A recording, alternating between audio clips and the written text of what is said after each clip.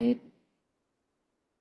it is. So, Joel, whenever you're ready, you can show your presentation on maybe introduce yourself as well, and also talk about what's the topic you chose to write an essay on. Okay, so first of all, see, as Maya Angelou once said that how important it is for us to celebrate our heroes and sheroes, this sentiment rings in the maritime world where women are breaking barriers and reshaping the industry's landscape. So, good evening, esteemed audience. My name is Joel Chauhan, and I'm a 19-year-old aspiring marina and one of the essay contest winners. It is an absolute privilege to be here before all of you, having the opportunity to share my thoughts and ideas before such highly reputed people of our industry. It's been amazing.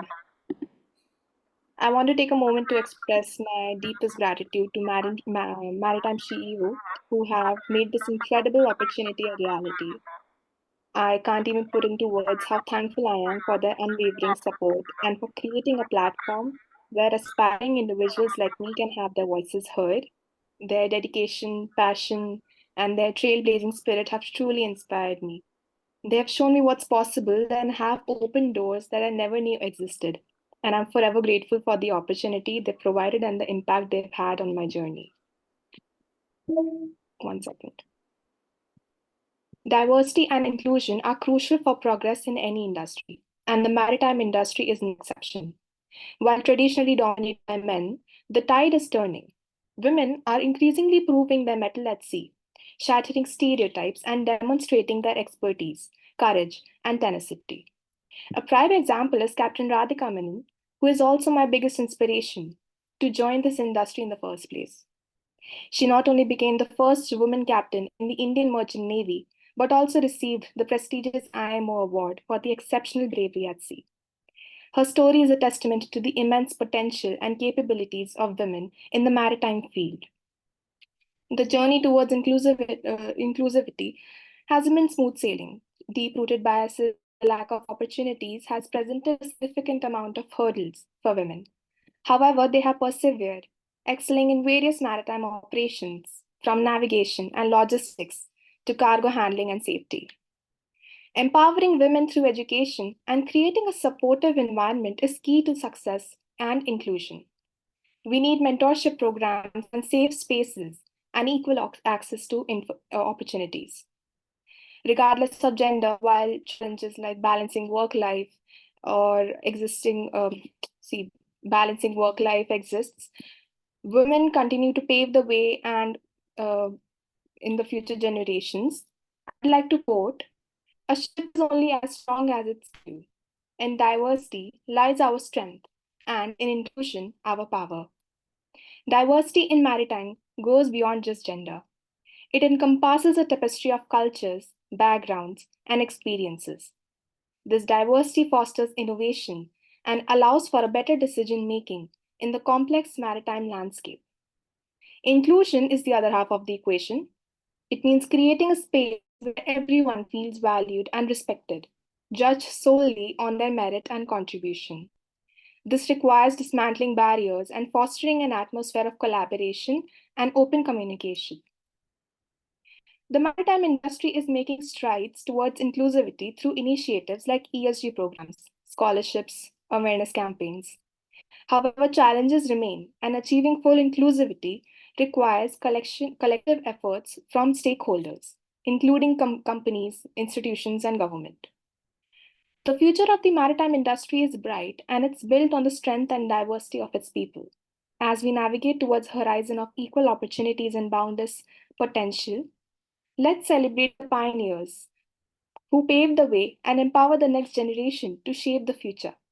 Together, we can build an industry where diversity is not just a word, but a guiding principle, and where everyone has a chance to chart their own course. Quoting from my essay, the horizon is beckoning and women are answering the call. Let us, as a collective force, empower them and provide them with the wind in their sails and watch as they navigate not just the maritime industry, but the history itself. Wishing fair winds and following seas to all the women at sea. Thank you. Thank you for sharing that. That's a really lovely thing, and um, I would encourage everyone in the comments to to leave their comments in the comment section, so you could tell her what you thought about her essay.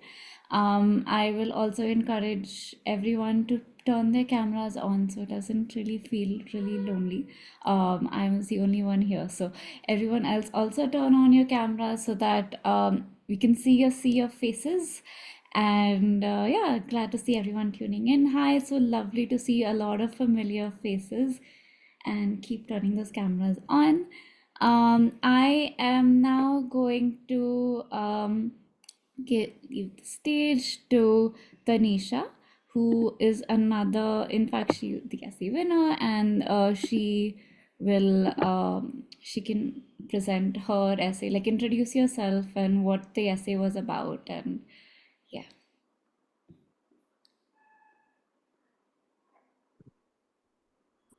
Good evening to one and all. I'm Cadet Tanisha Duprial, pursuing my pre-C course from Cambridge University, India, and I'm sponsored. I submitted my article for the esteemed organization Shield. My topic was inclusivity of women in the industry, breaking the glass ceiling, which matched me first position.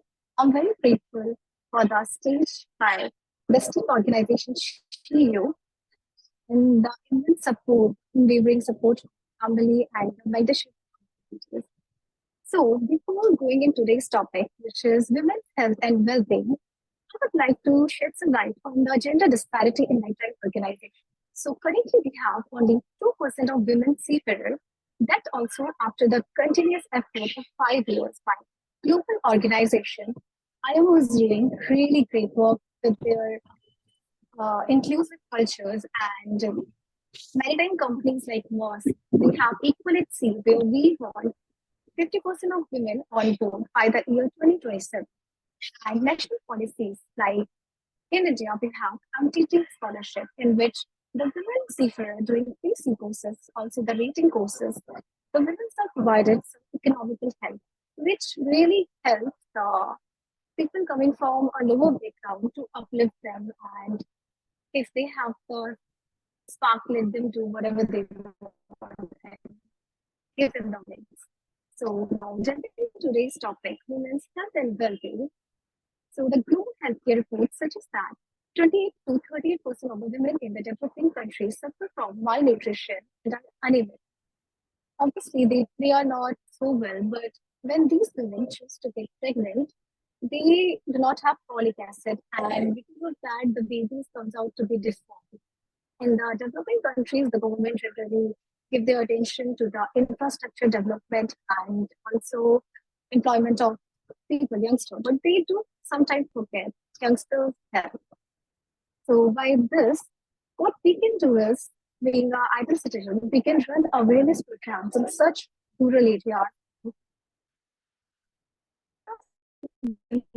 their health, let them know what to prioritize our health for. Health for. Governments can also provide these men, the pregnant ladies, with the balanced diet. Moving further, as we all know, one of the health issues are triple and sexual related. So how come we not talk about cervical cancer? It already have been in headlines everywhere. So the global cancer report suggests that 61% of the cancer cases are it's a time and the cancer.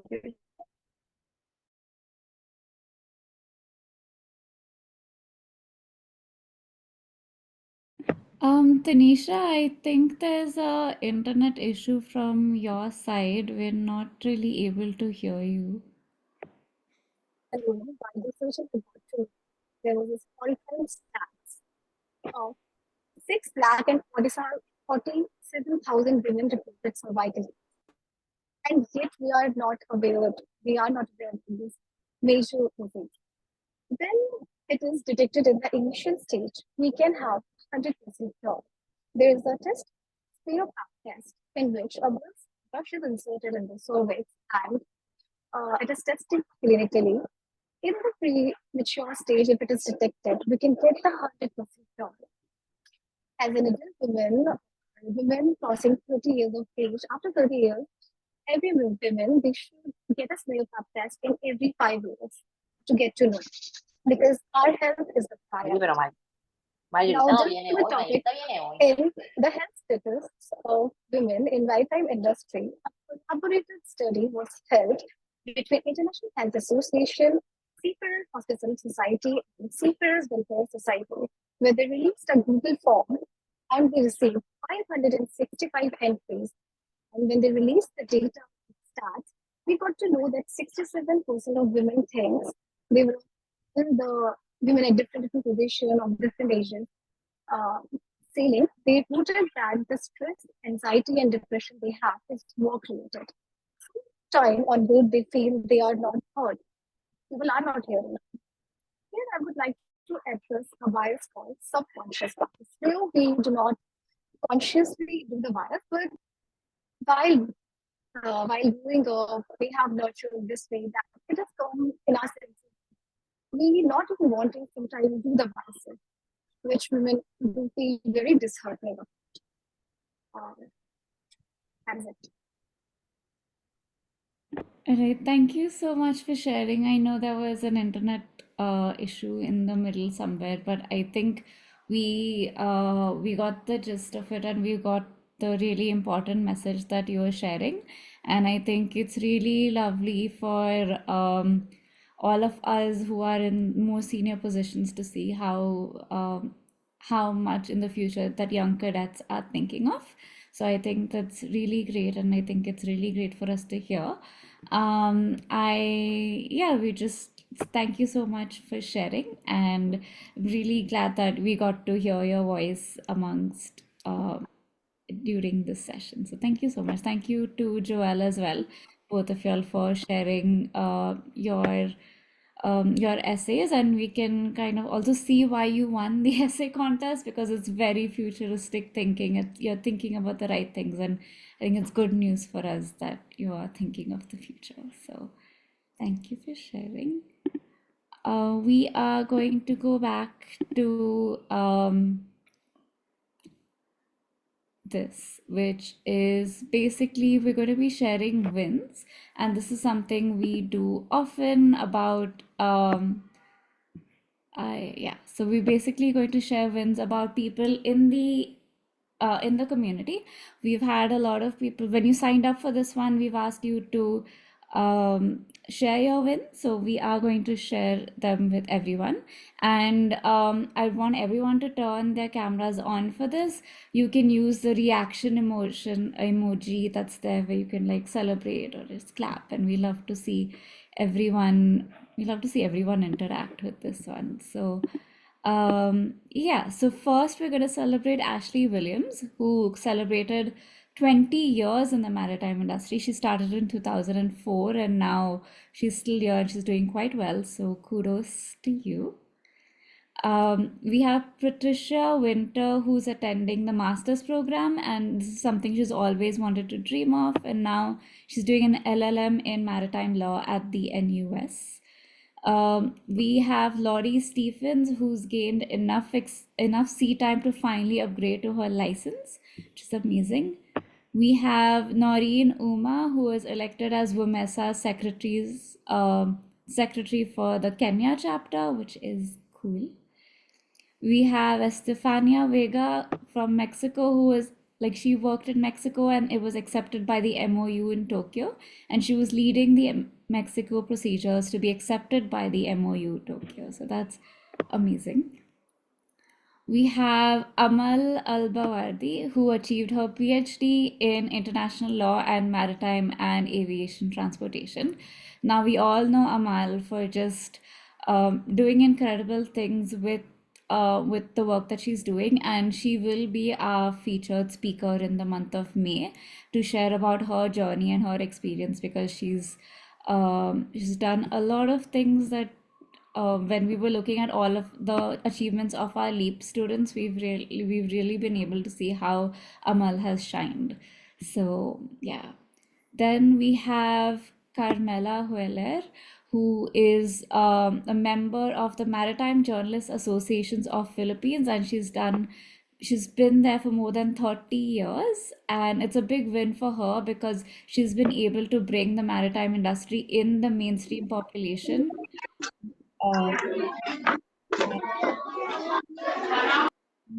Uh, we then have Jada, who is here. She's one of our ambassadors, and she was also appointed as the director of a non-profit organization, which is a very big deal. So, congratulations. We have Shivani Chauhan, who transitioned from being a sole female marine engineer on board an oil and chemical tanker, and she's now pursuing her master's in engineering in Australia. And this is something she's wanted to do for a while, and she's finally able to do it. So, good job for her. We have Amreen Bano, who I saw was here at one point during the call. She was recently promoted to electric superintendent with Musk, and I know she's been there for a while, and it's really great to see her going from the first female ETO in India, and now she is working and she's been promoted to electric superintendent. So that's great. And our final one is we have Adriana Angulo, who is a seafarer, and she got the chance to speak at the Brussels conference on seafarer well-being. So that's really great. So let's just clap for everyone because this is really great achievements for everyone. Right. Another big congratulations we wanted to give out to the people in our community and also people that have spoken at our conference. We've seen so many of our community members be the top 100 women for women in shipping in by allaboutShipping.co.uk. And it's great to see so many familiar faces, and it's great to see so many people from our community doing very well. And also, great news is that these people are accessible. So, in case you do want to reach out to anyone that is mentioned here, you can ask us to help you connect with someone, or you can reach out to them themselves if they're in the WhatsApp group. So, that is great. All right, so we are